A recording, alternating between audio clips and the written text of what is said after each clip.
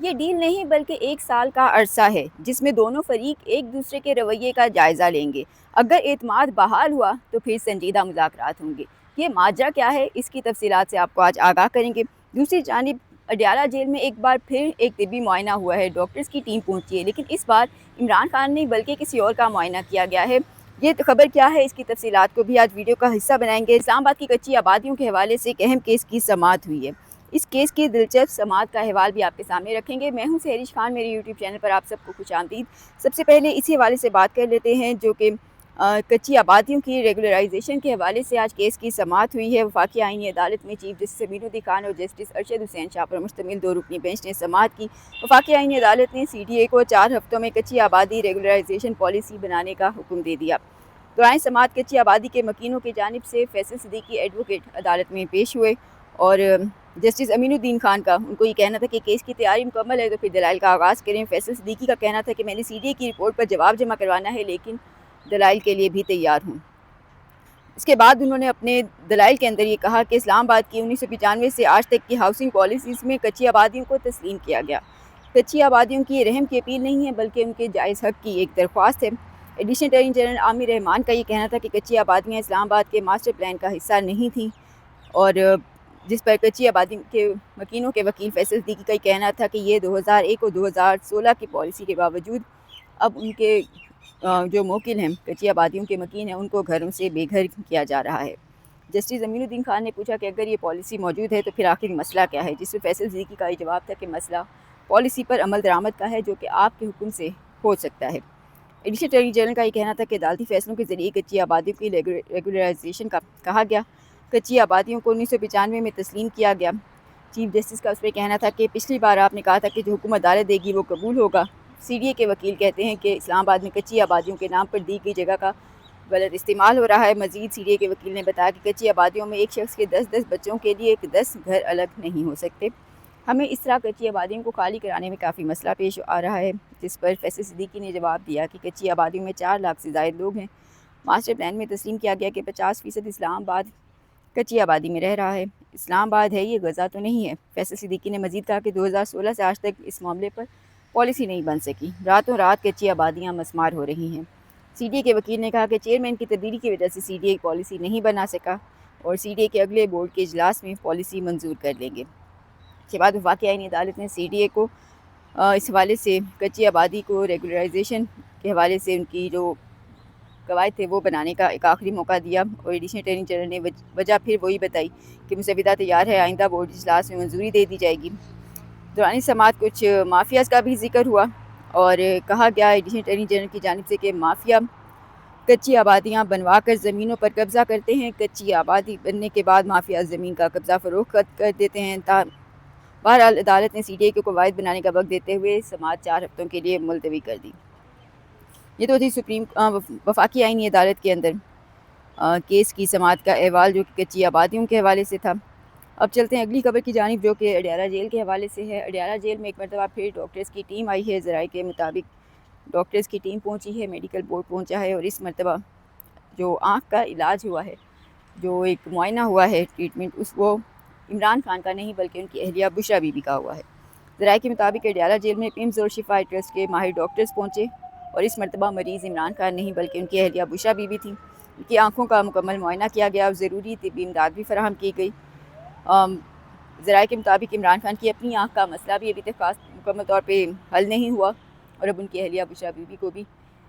دائیں آنکھ میں ہی تکلیف کا معاملہ سامنے آ چکا ہے۔ خاص طور پہ اب جب عمران خان کے وکیل سلمان صفدر اسلام آباد ہائی کورٹ کے حکم نامے کے نتیجے میں، ہدایات کے نتیجے میں عمران خان سے ملے تو ان کی جانب سے انکشاف ہوا کہ آنکھ ابھی مکمل طور پہ ان کی ٹھیک نہیں ہوئی، تشویشناک صورتحال اب بھی ہے، اور انہوں نے یہ بھی خدشہ ظاہر کیا کہ امکان ظاہر کیا کہ اگلے 2 ہفتوں تک جو علاج ہے وہ مزید جاری رہ سکتا ہے۔ ہم چلتے ہیں اگلی خبر کے حوالے سے، جس کے لیے کہا جا رہا ہے کہ فی الحال یہ ڈیل نہیں ہے بلکہ 1 سال کا عرصہ ہے جس میں ابھی دونوں فریق ایک دوسرے کے رویے کا جائزہ لیں گے، اور اگر اعتماد بحال ہو گیا تو پھر سنجیدہ مذاکرات ہوں گے۔ عمران خان کی بہنیں سمجھتی ہیں کہ پاکستان تحریک انصاف کی قیادت عمران خان کی رہائی کے لیے سنجیدہ اقدامات نہیں کر رہی، کوششیں نہیں کر رہی۔ پچھلے 2.5 سالوں میں سنجیدگی سے کام نہیں کیا گیا، اگر کام کیا جاتا تو آج عمران خان اڈیالہ جیل کے اندر نہ ہوتے۔ اب اس تمام الزامات اور باتوں کا جواب عمران خان کے وکیل سلمان اکرم راجہ نے پاکستان تحریک انصاف کے سیکریٹری جنرل بھی ہیں، تو انہوں نے گزشتہ روز دیا اور بڑے ہی غصے کے انداز میں انہوں نے دیا ایک دھواں دھار پریس کانفرنس کیا سلمان اکرم راجہ نے، جس میں انہوں نے علیمہ خان کو خاص طور پہ آڑے ہاتھوں لیا ہے اور اپنے استعفے پر بھی بہت کھل کر بات کی ہے۔ کچھ ان کے الفاظ اس طرح کے تھے جس میں انہوں نے کہا تھا کہ میں استعفیٰ دے دوں گا اور پہلے بھی دیا تھا، اور اب بھی جب بھی خان صاحب سے ملوں گا تو کہوں گا کہ میں پارٹی کا جنرل سیکریٹری نہیں رہنا چاہتا۔ بظاہر علیمہ خان پارٹی کی عادت سے خوش نہیں ہیں، کئی مرتبہ سنگین الزامات پریس کانفرنس پہ لگا بھی چکی ہیں، میڈیا سے گفتگو میں بھی کہہ چکی ہیں کہ شاید پارٹی کی عادت سمجھوتہ کر چکی ہے خان کی رہائی کے معاملے پر، اور اب جو انہوں نے گزشتہ منگل کو خاص طور پہ 10,000 عہدیداران کو ڈیالہ جیل پہنچنے کی ہدایت دی، وہ بھی اسی سلسلے کی ایک کڑی ہے کہ وہ پارٹی قیادت کے اوپر اعتماد نہیں کرتی۔ بظاہر عمران خان کی بہنوں نے گزشتہ روز بھی ایک اور بات کی جو کہ عمران خان کی آنکھ کے حوالے سے تھی کہ ان کی آنکھ کے حوالے سے جو حکومتی ڈاکٹرز کی رپورٹس ہیں وہ درست نہیں ہیں، بلکہ دراصل حقیقت کچھ اور ہے۔ عمران خان کی بینائی دائیں آنکھ کی صرف 15% رہ چکی ہے، اور جو ان کی معلومات ہیں ان کے مطابق عمران خان کی آنکھ کا جو نقصان ہوا ہے وہ مستقل بنیادوں پر ہے، وہ ریکور نہیں کیا جا سکتا۔ یعنی ویسے اگر یہ درست ہے واقعی تو بظاہر یہ ایک افسوسناک خبر ہے۔ عمران خان کی بینائی کا نقصان ہونا یقینی طور پہ ایک اچھی خبر نہیں ہے کہ ریاست کی ذمہ داری تھی اپنے قیدیوں کو ہر طرح کی سہولیات دینا، ان کا خیال رکھنا، ان کو صحت کی بہترین سہولیات دینا، چاہے قیدی سابق وزیر اعظم ہو یا کوئی بھی عام شخص ہو، جیل میں موجود ہر قیدی ریاست کی ذمہ داری ہوتا ہے۔ تو ایسی صورتحال میں اگر عمران خان کی آنکھ کیا ان کے بینائی کا واقعی نقصان ہوا ہے اور ایسا نقصان جو کہ جس کو ریکور بھی نہیں کیا جا سکتا، تو پھر یہ یقینی طور پہ افسوسناک خبر ہے۔ بہرحال نظر آ رہا ہے کہ علیمہ خان سلمان صفدر کی بات کو ہی انڈورس کر رہی ہیں، خاص طور پہ جب سپریم کورٹ نے ان کو فرینڈ آف دی کورٹ بنا کر عمران خان کے پاس بھیجا تھا، اس وقت انہوں نے یہ بتایا کہ عمران خان کی آنکھ کی 85% بینائی ضائع ہو چکی ہے، 15% رہ گئی ہے۔ تو ہم بعد میں حکومتی وزراء کہتے تھے کہ شاید یہ مس انڈرسٹینڈنگ ہوئی کیونکہ دراصل 85% بینائی ہے، 15% ضائع ہوئی ہے۔ بہرحال حقیقت تو تبھی معلوم ہوگی جب عمران خان خود اب باہر آئیں گے یا ان سے باقاعدہ ان کی بہنیں اگر جا کے ملتی ہیں یا ان کے ذاتی معالجین کو ان تک رسائی دی جاتی ہے۔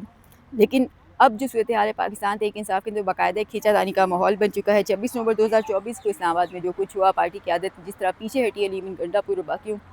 افراد جو تھے، جس طرح کارکنان کو بیارو مددگار چھوڑ کر وہاں سے فرار ہوئے اسلام آباد کے ڈی چوک سے،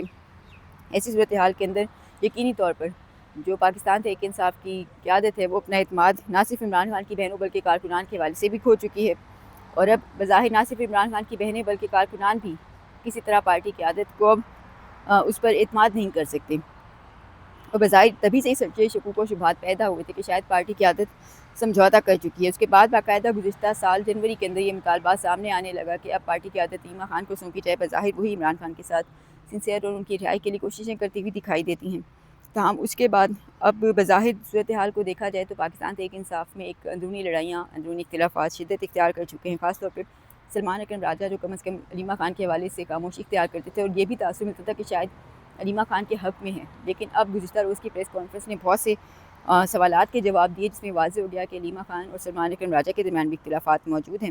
اور بظاہر پاکستان تحریک انصاف کے اندر جو مختلف گروپس ہیں ان میں سے ایک طاقتور گروپ یہ بھی مانتا ہے کہ اسٹیبلشمنٹ نے تو ڈیل کی پیشکش کی تھی، عمران خان نے خود ہی قبول نہیں کی، وہ خود ہی کوئی لچک کا مظاہرہ نہیں کرے، تو ایسی صورتحال میں پارٹی کی عادت باہر بیٹھ کے کچھ نہیں کر سکتی۔ اگر عمران خان آج بھی لچک کا مظاہرہ کرتے ہیں، اپنے موقف میں نرمی لے آتے ہیں، اپنی شرائط میں نرمی لے آتے ہیں، یا حکومت یا اسٹیبلشمنٹ کی بات مان لیتے ہیں، تو آج ہی وہ باہر آ جائیں گے۔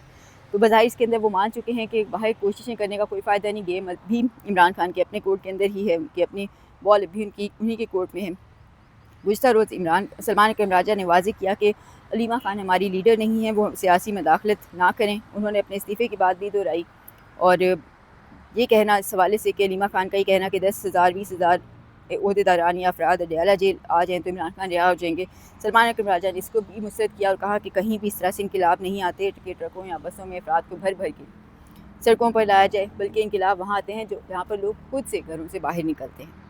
وہ بظاہر نظر آ رہا ہے کہ ابھی جو صورتحال چل رہی ہے کہ اب جس طرح سے خاص طور پہ گزشتہ سال 3 دسمبر 2025 میں جب عمران خان نے ڈاکٹر عظمیٰ اپنی بہن سے آخری ملاقات کی تھی اہل خانہ میں سے، تو اس میں جس طرح کی زبان انہوں نے اعلیٰ عسکری قیادت کے لیے بھی استعمال کی جو کہ قابل مذمت بھی تھی، لیکن اس کے بعد اب تک ملاقاتوں پر سلسلہ تو ہے ہی، اہل خانہ کی ملاقاتوں پر سلسلہ پابندی کا سلسلہ برقرار ہے، لیکن ان کے وکلا ایک دو بار جا کے ان سے مل چکے ہیں سلوات سے، تو ایسی صورتحال کے اندر کسی قسم کا کوئی سخت پیغام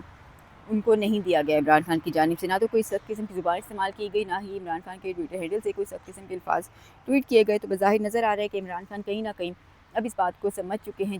کہ اگر ڈیل کرنی ہے یا جیل سے باہر آنا ہے تو اس کا راستہ خود عمران خان کو ہی بنانا پڑے گا، اور فی الحال اسٹیبلشمنٹ کو موجودہ صورتحال کے اندر ایک خاموشی کے ساتھ کوئی احتجاج نہ کیا جائے، جیسا کہ وہ اسلام آباد راولپنڈی میں جلسے کی کال سے بھی روک چکے ہیں سہیل آفریدی اور دیگر افراد کو۔ تو ایسی صورتحال میں نظر آ رہا ہے کہ عمران خان خود ہی کسی حد تک سمجھوتہ کر رہے ہیں، وہ اسٹیبلشمنٹ کو بہرحال 1 سال کی مہلت دے رہے ہیں، جیسا کہ وہ اسٹیبلشمنٹ بھی چاہتی ہے کہ ملک کے جیسے کہ اس وقت خطے کی صورتحال کے لیے پاکستان ایک ایکٹیو رول، مثبت رول پلے کر رہا ہے، تو اسی صورتحال کے اندر ملک کے اپنے اندر کوئی انتشار نہیں ہونا چاہیے، سیاسی جماعتوں کو متحد ہونا چاہیے، کسی کو سڑکوں پر